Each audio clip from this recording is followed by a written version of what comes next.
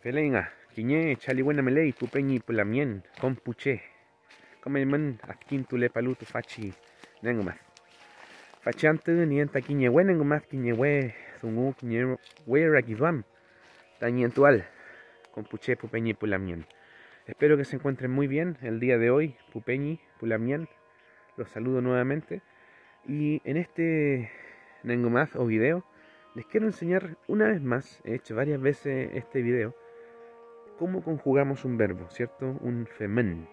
Y es muy importante, cómo conjugarlo en tres personas. En inche, yo, eimi, tú, usted o vos, y vei o fei, que sería él o ella, o eso, ¿felei?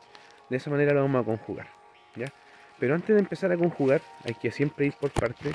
Es importante conocer, pupeñi y pulamien, que el verbo se divide en dos partes, ¿ya? Los verbos, en una raíz y en una conjugación. Esta conjugación del verbo, el sonido, ¿cierto? Oralmente sería como en la parte final. Y se puede representar escrito de estas dos maneras, así, con n o con se lee así. Entonces, por ejemplo, tengo el verbo tripan que sale aquí, que es salir. Su conjugación ahí es n claramente. Saco esa y me queda la raíz tripa. Ahí yo puedo conjugar esa raíz.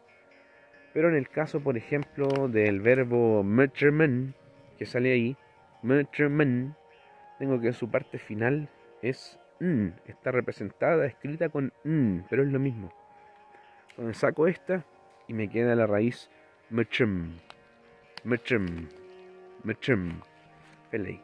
Entonces con puché, así es como nosotros encontramos nuestra raíz. Fíjense, verbo tripan, raíz tripa, y verbo metremen, raíz metrem, felei.